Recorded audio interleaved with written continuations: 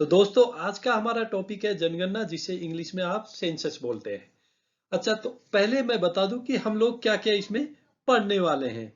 तो इसमें आप पढ़ेंगे इस जनगणना के इतिहास के बारे में, इसके क्या उद्देश्य होते हैं, फिर पढ़ेंगे 2011 की जनगणना के बारे में, फिर भारत और विश्व की जनसंख्या के बारे में कुछ पॉइंट है, इसके बाद साक्षरता दर के बारे में, और फिर पढ़ेंगे 2021 में जो होने वाली है जनगणना उसके बारे में, और लास्ट में हमारे संभावित और दोहराए जो प्रश्न है पिछले एग्जाम्स में आए वो हम डिस्कस करने वाले। तो सबसे पहले हम स्टार्ट कर रहे हैं आपका इतिहास और उद्देश्य। तो चलो पढ़ते हैं इसकी हिस्ट्री के बारे में। तो इसका इतिहास शुरू होता है 1872 में। 1872 में पहली बार जनगणना हुई थी भारत में, और ये उस time British viceroy Lord Mayo थे। ये क्वेश्चन इंपॉर्टेंट है, ध्यान रखो। इसके बाद हर 10 साल बाद ये कराई जाती है, और जो संपूर्ण जनगणना भारत में हुई थी वो 1881 में। इसी डिफरेंस समझना, 1872 में जनगणना पहली बार हुई थी और संपूर्ण जनगणना 1881 में की गई थी। अच्छा, ये किसके अधीन कौन करता है जनगणना का काम? महारजिस्ट्रार जनगणना आयुक्त है, ये गृह मंत्रालय के अधीन में आता है। अच्छा, अभी सभी जनगणनाएं 1948 की जनगणना अधिनियम के तहत जो जनगणना होती है वो किस अधिनियम के तहत होती है? 1948 के अधिनियम। अच्छा, अंतिम जनगणना 2011 की थी, वो 15वीं थी, और आगामी होने वाली है वो 2021 में, अभी जो चल रहा है उसमें 16वीं हो रही है, स्टार्ट हो चुकी है। ओके, तो इतिहास के बाद हम चलते हैं उद्देश्य। इसके उद्देश्य है क्या, क्यों कराई जाती है? तो ये इसलिए कराए जाते हैं क्योंकि किसी भी देश में अगर पता हो कि भाई कितने नागरिक हैं, उनके डाटा है, किस तरह क्या है, कोई पढ़ा लिखा है, कैसे क्या जॉब करता है, ये सारी डिटेल अगर होगी तो वो देश के विकास और उसके भविष्य की नीतियों के लिए ठीक रहेगी। दूसरा, सरकार को भी हर चीज में आर्थिक और सामाजिक जो स्थिति है उसमें पता लग जाएगा कि भाई किसके लिए हमें ज्यादा करना है, किसके लिए ठीक है, इसके लिए बहुत हो गया। ये सब सरकार के लिए आंकड़े होते हैं जो यूजफुल होते हैं फ्यूचर की, जो इनकी पॉलिसी बनती है। अच्छा, जैसे जन्म दर, मृत्यु दर। अगर समझो जन्म दर या मृत्यु दर में कुछ फर्क आ रहा है, मृत्यु दर बहुत ज्यादा है बच्चों की, बड़ों की, तो सरकार सोचेगी हमें क्या करना है। ऐसी साक्षरता दर, साक्षरता दर में भी यही होता है कि भाई अगर साक्षरता कम हो रही है तो उसके लिए हमें क्या ध्यान देने चाहिए। तो ये बिना आंकड़ों के नहीं हो सकते, इसलिए इसका मेन उद्देश्य है डाटा कलेक्ट करना और आगे के लिए नीतियां बनाना। अब चलते हैं 2011 की जनगणना पे। इसमें कुछ चीजें आपको ध्यान रखनी है, ठीक है, कि भारत का क्षेत्रफल कौन सा स्थान है? पूरे वर्ल्ड में 7वां पोजीशन है।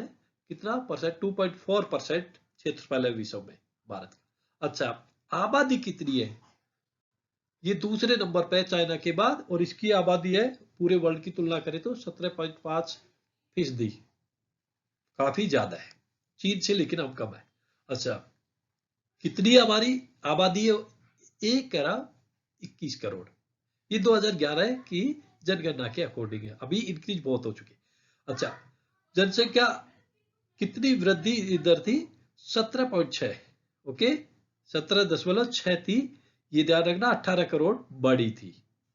इसमें सबसे ज्यादा किस में बढ़ी थी? उत्तर प्रदेश राज्य में बढ़ी थी। ओके, अच्छा, एक चीज और ध्यान रखनी है, नागालैंड जो राज्य था उसमें ऋणात्मक कम हुई थी, उसमें इंक्रीज नहीं हुई थी, कम हुई थी। साथ ही भाषा के आधार पर देखिए, जब डाटा कलेक्ट की गई तो हिंदी भाषी जो पहली प्रेफरेंस हिंदी होती है वो 44% लोग थे, और बंगाली दूसरे नंबर पे बोली जाने वाली इंडिया की भाषा थी और है। ओके, अब ये चेंज हो सकते हैं कुछ आंकड़े अभी 2021 में। अच्छा, और क्या क्या है जो क्वेश्चन पूछे जाते हैं आपके 2011 की जनगणना में? उसमें सबसे पहले आता है लिंग अनुपात की चीज। लिंग अनुपात होता क्या है? हर 10,000 पुरुष पे कितनी महिला है, उसे कहते हैं लिंग अनुपात। अब भारत में 943 लिंग अनुपात है, ये 1000 पुरुषों पे 943 महिलाएं। अब सबसे ज्यादा केरला में है, ठीक है, 1084 केरला में है, और सबसे कम हरियाणा के 879 है। और सबसे कम किसी जिले की बात करें तो हरियाणा के झज्जर जिले की है। अच्छा, अब लिंग अनुपात के बाद आता है जनगणना। ओके, डेंसिटी जिसे इंग्लिश में बोलते हैं, पॉपुलेशन डेंसिटी।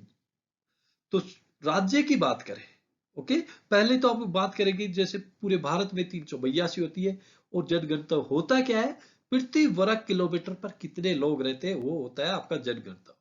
तो ये इंडिया में 382। अब राज्यवार देखें तो सबसे ज्यादा बिहार में है। ओके, सबसे ज्यादा जनगणना बिहार में है और सबसे कम अरुणाचल प्रदेश में। क्लियर है? सबसे कम अरुणाचल प्रदेश में 17 ही है। केंद्र शासित जो प्रदेश है उनसे भी क्वेश्चन पूछ लिए जाते हैं। तो सबसे ज्यादा दिल्ली का है और सबसे कम अंडमान निकोबार का 112 है।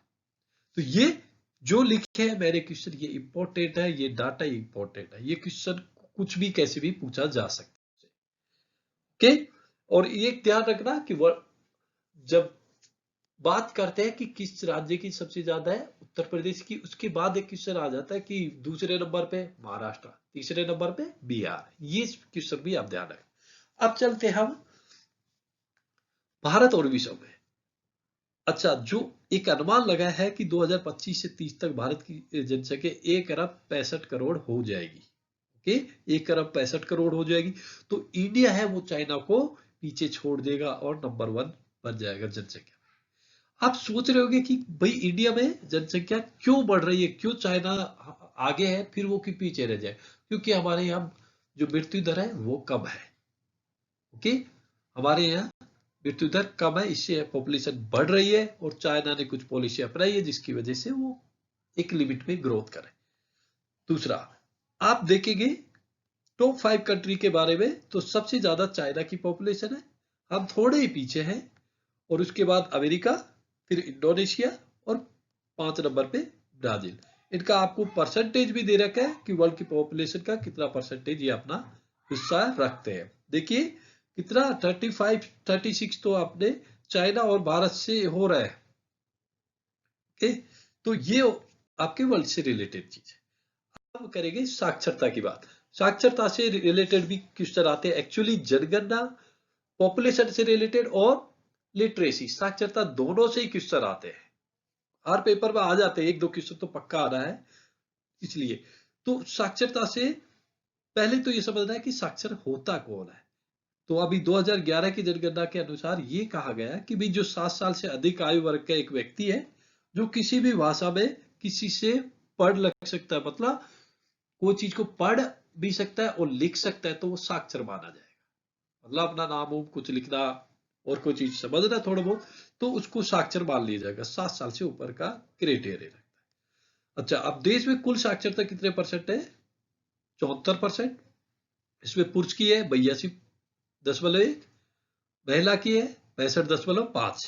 ये तीनों क्वेश्चन इंपोर्टेंट है, कुछ भी ऐसे पूछ सकते हैं। फिर राज्य में आते तो केरला। ओके, केरला देखो लिंग अनुपात पे भी ज्यादा है साक्षरता में। वहां की जो महिलाएं हैं वो पढ़ती भी है, ठीक है, पढ़ती है, और वहां भेदभाव नहीं है। वहां पुरुष महिलाओं में कोई भेदभाव नहीं है, वहां अच्छे जॉब करते हैं, ये सारी चीजें होती है, इसलिए वो काफी अच्छा है पढ़ाई लिखाई में सब तरह से। अच्छा, सबसे कम साक्षरता बिहार में है।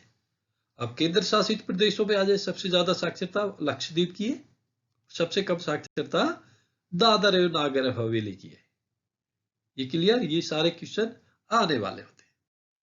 अच्छा, अब 2021 में नई जनगणना होने जा रही है, नए डाटा फिर आ जाएंगे, लेकिन अभी जब तक आएगी तब तक ये सितंबर 2021 में खत्म होगी।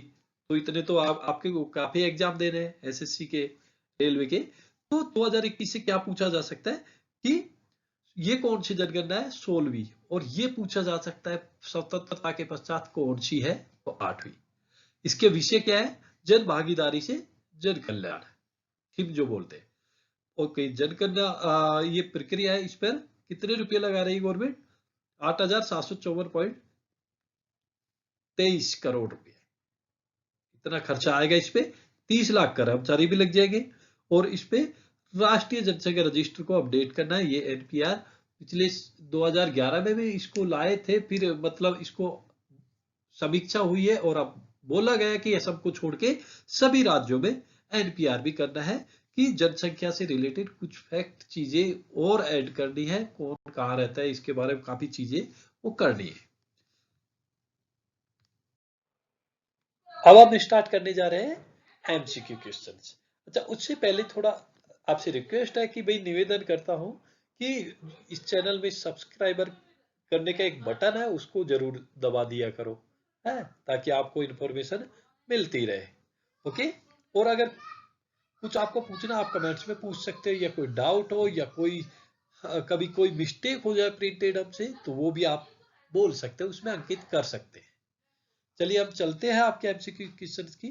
ध्यान से देखिए, रिपीटेड क्वेश्चन है, एक्सपेक्टेड भी है, हमने पेपरों से जो प्रीवियस आए उनसे कलेक्ट किए। बहुत मेहनत लगती है ये सब करने में। नॉर्मल क्वेश्चन तो कोई भी बना देगा, लेकिन अच्छे क्वेश्चन ढूंढने के लिए बहुत टाइम चाहिए। अच्छा, 2011 की जनगणना के अनुसार भारत में प्रति 100 पुरुष पर महिला की संख्या क्या है? 943।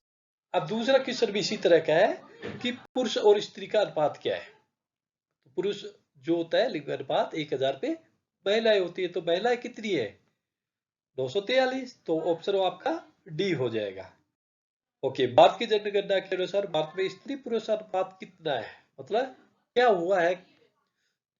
थोड़ी सी वृद्धि, थोड़ी सी गिरावट, एकदम कभी हुई, कोई परिवर्तन है? तो इन पे अनुपात बढ़ा है। ओके, याद रखो, ऑप्शन ए थोड़ी सी वृद्धि हुई है, पहले कम था, अब 943 ज्यादा हो गया है, थोड़ा सा बड़ा है। अच्छा, 2011 की जनगणना के भारत में महिलाओं की साक्षरता दर कितनी है? महिलाओं के लिए पूछा है। अब ध्यान करिए, मैंने बोला था कि वो इस तरह क्वेश्चन पूछ लेते हैं, महिलाओं की पुरुषों की। तो आपका जो आंसर है वो बी हो जाएगा, 65.46। अच्छा, भारत के किस राज्य में महिलाओं की संख्या पुरुषों से अधिक है? तो ये है आपके केरल में महिलाएं अधिक है पुरुषों से, क्योंकि वहां का लिंग अनुपात ज्यादा है। 2011 की जनगणना के अंतिम आंकड़ों के अनुसार सर्वाधिक जनसंख्या घनत्व वाला राज्य है, सबसे ज्यादा घनत्व किसका है? अच्छा, उत्तर प्रदेश का तो पॉपुलेशन ज्यादा है, घनत्व किसका ज्यादा है? बिहार का। ओके, बिहार राज्य का सबसे ज्यादा घनत्व। ओके, 2000 की जनगणना में अंतिम आंकड़ों के अनुसार भारत का सबसे कम जनसंख्या घनत्व वाला राज्य, सबसे कम राज्य के बारे में पूछ रहे हैं। ओके, तो राज्य आपका अरुणाचल प्रदेश हो जाएगा। 2011 की जनगणना के अनुसार बिहार का जनसंख्या घनत्व कितना व्यक्ति प्रति वर्ग किलोमीटर है? ओके, ये 1000 से ऊपर है ना। ओके, डी ऑप्शन हो जाएगा 1106। लिंग अनुपात का परिकलन कैसे किया जाता है, कैसे डिसाइड करते हैं? तो इसमें बच्चों की संख्या, पुरुषों की संख्या, महिलाओं की, यस, पुरुष पर महिलाओं की संख्या, ऑप्शन सी आपका। नेक्स्ट क्वेश्चन आपका लेते हैं, पिछली शताब्दी में भारत में जनसंख्या की विस्फोटक वृद्धि का सर्वाधिक महत्वपूर्ण कारण क्या रहा था? तो इसका ऑप्शन हो जाएगा आपका डी, जो है मृत्यु दर में तीव्र ह्रास, मतलब मृत्यु दर में कमी हुई थी। किस क्षेत्र में जनसंख्या आधिक्य का तात्पर्य है? किसी क्षेत्र में जनसंख्या का आधिक्य का क्या तात्पर्य है? ओके, तो जनसंख्या आधिक्य क्या होती है? तो ये हो जाएगी आपकी जनसंख्या एवं संसाधन विकास से। ओके, सी आंसर, जनसंख्या एक संसाधन से विकास से जनसंख्या आधिक्य बोल। आगे फिर चलते हैं, जनसंख्या घनत्व का तात्पर्य क्या है? जनसंख्या घनत्व से तात्पर्य है, देखिए, गांव में रहने वाले प्रति वर्ग किलोमीटर में रहने वालों व्यक्तियों की संख्या को जनसंख्या घनत्व की एक वर्ग किलोमीटर में कितने लोग रहते हैं उसे जनसंख्या घनत्व बोलते हैं। Option C answer. निम्न में से किस प्रदेश में महिला साक्षरता सबसे अधिक है? ओके, इसमें महिलाएं भी अधिक है, महिला साक्षरता, तो ये हो जाएगा आपका ऑप्शन बी। ओके, केरल। अच्छा, 2011 के अनुसार भारत में कितने प्रतिशत लोगों की मातृभाषा हिंदी है? ये हमने पढ़ा था वीडियो में स्टार्टिंग में,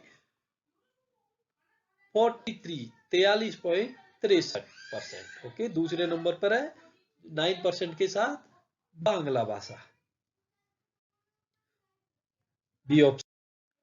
2011 की जनगणना के अंतिम आंकड़ों के अनुसार भारत का औसत जनसंख्या घनत्व प्रति वर्ग किलोमीटर, ये इनमें देख लीजिए, आपकी नजर आ गया, ऑप्शन डी।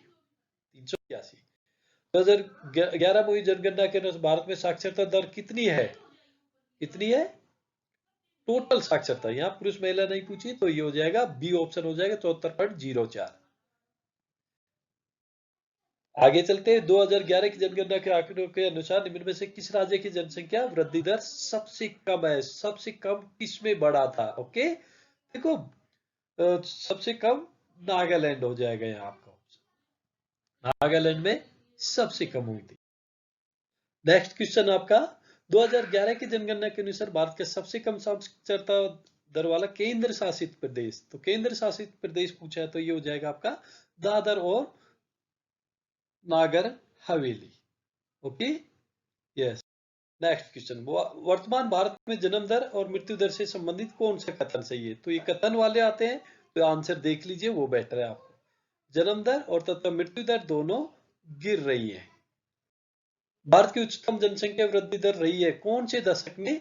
सबसे ओके 1960-71 में ये सबसे हाईएस्ट थी।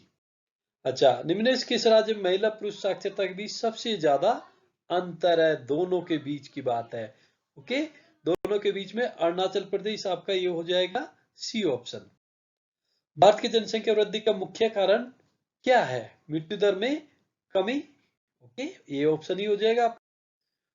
वर्ष 2011 की जनगणना के अनुसार देश में 2001 से 11 के दौरान जनसंख्या वृद्धि दर कितने प्रतिशत रही है? तो 17 आपको ध्यान रखना है। ओके, 17.7% हो जाएगा। अच्छा, 11 की जनगणना के अनुसार इनमें से किस राज्य में 2001 से 2011 की अवधि में जनसंख्या वृद्धि दर सर्वाधिक रही है? किसमें सबसे ज्यादा बढ़ी है? ये आपको हो जाए मेघालय। मेघालय में सबसे ज्यादा इंक्रीज हुई है। ओके, वृद्धि दर परसेंटेज इंक्रीज जो हुई है वो मेघालय। भारत में सबसे मंद जनसंख्या वृद्धि दर वाला राज्य कौन सा है? सबसे धीमी जनसंख्या किसमें बढ़ी है? तो कौन सा हो जाएगा? एक तो आपका नागालैंड तो है और दूसरा केरल। जनसंख्या के आकार की दृष्टि से भारत का सबसे छोटा राज्य कौन सा है? सबसे छोटा राज्य जनसंख्या की सिक्किम हो जाएगा। अच्छा, जनसंख्या की दृष्टि से भारत के 3 सबसे बड़े, तो 3 बड़े राज्य आपके हो जाएंगे। सबसे पहले उत्तर प्रदेश, फिर उसके बाद महाराष्ट्र, फिर बिहार। तो ऑप्शन ए में ये दिया हुआ है। जनसंख्या की दृष्टि से भारत के 3 सबसे छोटा राज्यों का सही क्रम क्या है? सबसे छोटे राज्य जनसंख्या की, तो सिक्किम से स्टार्ट होता है, तो आपको ऑप्शन आपको पता लग जाएगा, सिक्किम, मिजोरम और अरुणाचल प्रदेश, बी।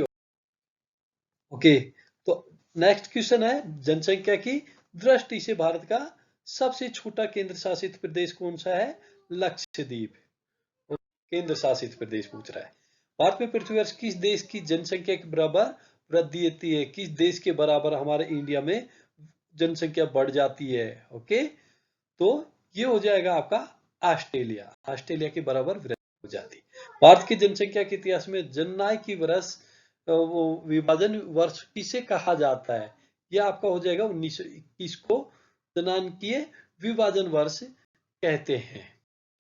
2011 की जनगणना स्वतंत्रता प्राप्ति के बाद से कौन सी जनगणना है? स्वतंत्रता वाला पूछा है ना कि वो, तो आप इसमें ध्यान रखिए 2011 जो थी 7वीं है और आने वाली 8वीं हो जाएगी, तो ऑप्शन सी हो जाएगा 2011। 2011 की जनगणना स्वतंत्रता के अनुसार किस राज्य की आबादी अधिकतम थी? ओके, किस राज्य की आबादी सबसे ज्यादा? उत्तर प्रदेश। भारत में पहली बार जनगणना किसके कार्य? देखो वही क्वेश्चन आएगा। सबसे पहले हमने पढ़ा था लॉर्ड मेयो। भारत में जनगणना का क्रमवार आकलन कब से प्रति 10 वर्ष के अंतराल पर कब से स्टार्ट हुआ? वो हर 10 साल के बाद 1881 आपका ये आंसर हो जाएगा। 72 नहीं होगा, 10 साल के अंतराल से डिसाइड किया, 1881 से संपूर्ण जनसंख्या होगी। 2011 की जनगणना में भारत की जनसंख्या है, कितनी जनसंख्या है? 102। ओके, कितनी है? 121। यस, 121। ओके, 1,21,00,000। 2011 की जनगणना में विश्व की कुल जनसंख्या में भारत की भागीदारी कितनी है? तो ये भी 17.5 हो जाएगा। और आज हमारा लास्ट का क्वेश्चन है, भारत में पहली बार जनगणना कब हुई थी? तो पहली बार 1872 में हुई थी, बी ऑप्शन में। लेकिन अगर इसमें लिखा होता पहली बार संपूर्ण जनसंख्या कब हुई थी, तो आपको 1881 बोलना है। तो 1872 इसका आंसर बी सही है। अच्छा, साथ ही ध्यान रखना इस पेज को सब्सक्राइब भी कर देना है, थोड़ी कृपा कर दिया करो है, थोड़ा माउस को या आपके हैंड को थोड़ा इधर सब्सक्राइबर तक और लाइक बटन तक पहुंच जाया करो, ताकि हम आपके लिए टाइम टू टाइम रोजाना अच्छे अच्छे टॉपिक्स पे लेके आए, तो आपकी प्रिपरेशन अच्छी बने रहे, आपका भगवान करे जल्दी से सिलेक्शन हो जाए। तो इसी के साथ आज का ये क्लास खत्म होती है। Thank you.